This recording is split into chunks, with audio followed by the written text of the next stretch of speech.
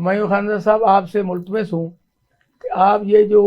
Overseas پاکستانیوں کو بلایا گیا پورے پاکستان سے، پورے دنیا سے، اور وہ اس وقت اسلام آباد میں موجود ہیں اور ان کی بڑی دعوتیں کی جا رہی ہیں کہ وزیر اعظم کر رہے ہیں، چیف آرمی اسٹاف کر رہے ہیں، تو آپ یہ بتائیں گے کہ ان کا اصل مقصد کیا ہے؟ کیا یہ واقعی اوورسیز پاکستانی سارے وہ گئے ہیں جس کا میں نے ابتدائیہ میں ذکر کیا ہے؟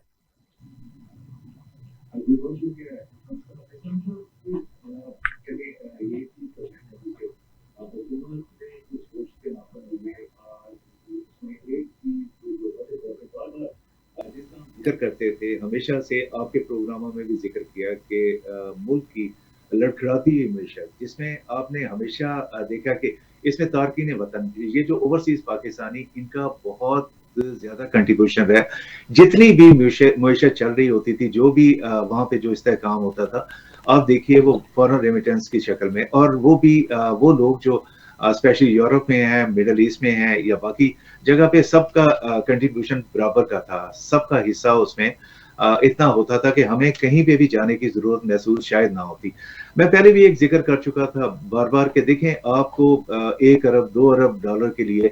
پیٹ کے بل رگڑنا پڑتا ہے، اپنے آپ کو لیٹنا پڑتا ہے، اور ان کی بہت ساری شرائط ماننی پڑتی ہیں۔ آپ کیوں نہیں ایسے لوگوں کے پاس جاتے جو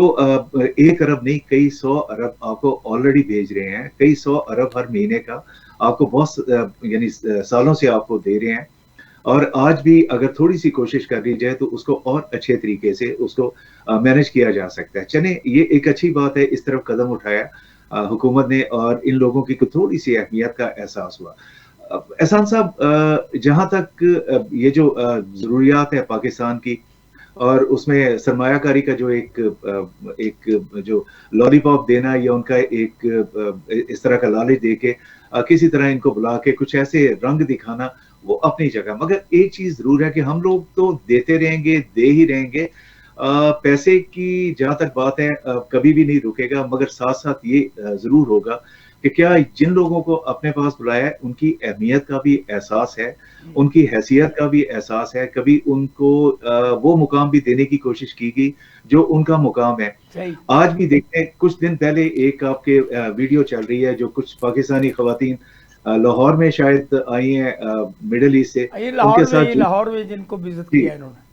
وہ جی، جو ان کے ساتھ سلوک کیا گیا، کیا یہ حیثیت ہے ان لوگوں کی جن کو آپ بلا کے آج ناوے نہاد عزت دے رہے ہیں، جس طرح کی آپ ان کو پروٹوکول دے رہے ہیں، کیا یہ صحیح سارا پروٹوکول یعنی ہر ایک کے لیے ہے؟ اسی طرح کا پروٹوکول سب لوگوں کے لیے ہے جو بھی تارکین وطن ہے؟ ہم یہ بات تو کہتے نہیں کہ وہ لوگ جو آپ کے منظور نظر ہیں، یا جو آپ کے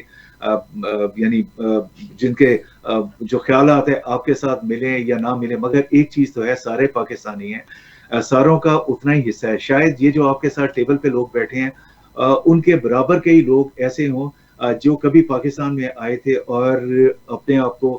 اس حد تک قسمیں دے کے واپس گئے اور ذلیل ہو کے واپس گئے کہ آج پاکستان واپس جانے کا، یا اپنے بچوں کو پاکستان جانے کا نام بھی لینا یعنی گوارا نہیں کر رہے۔ ضرورت اس امر کی ہے کہ ان کی حیثیت کو تسلیم کیا جائے، ان کی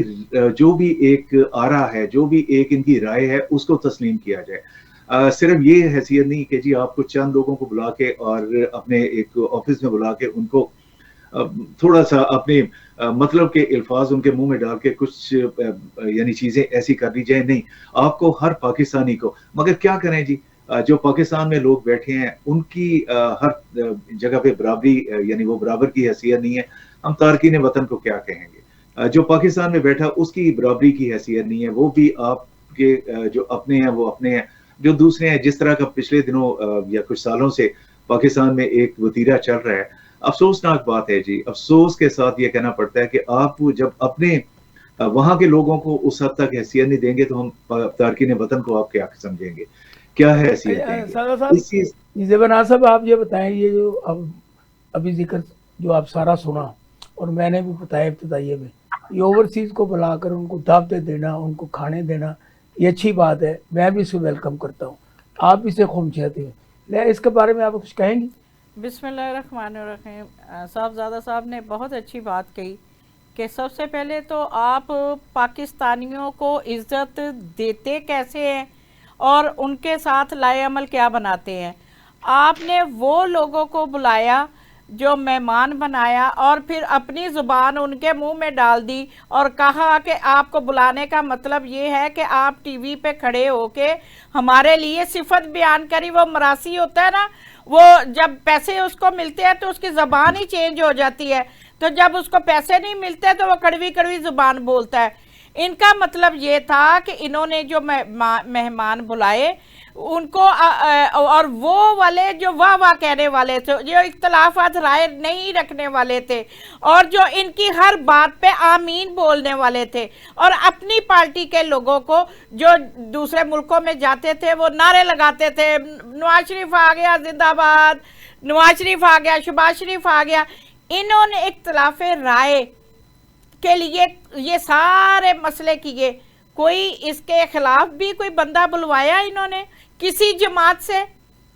نہیں بلوایا, کیونکہ ان کو وہ لوگ چاہیے جو مراسیوں کی طرح ان کی واہ واہ کرتا رہے,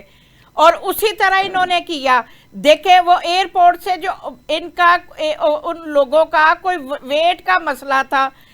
اگر عورت نے عورت کے ساتھ ضلالت ہی کی, پہلے مردوں نے ایئرپورٹ پہ بدتمیزی کی, پھر عورتوں نے لاہور ایئرپورٹ پہ جو چند دن پہلے ٹی وی پہ ہم نے دیکھا کہ وہ تماشا لگا ہوا تھا, عورتوں کے بال کھینچ کے نوچ کے, حالانکہ وہ جو باہر سے عورتیں آئی تھی وہ پردے میں تھی, برقعوں میں تھی, اور ہماری پولیس نے جیسے ان کے بال کھینچے اور نوچتی ہوئی وہ باہر لے کے گئی. یہ ہمارا ملک اسلامی جمہوریہ پاکستان ہے جس کی پولیس اتنی منہ زور ہو چکی ہے, جس کو اتنا نوازا گیا ہے کہ وہ اب دید مرید کی رہی نہیں ہے. وہ ان کے منہ میں حرام کے پیسے ڈالتے جاؤ تو وہ اتنی یہ ایسا لگتا ہے ہمیں جیسے کشمیر اور انڈیا اور پاکستان کی جو مخالفت ہے نا وہ پولیس میں اور پی ٹی آئی میں شروع کروا دی گئی ہے.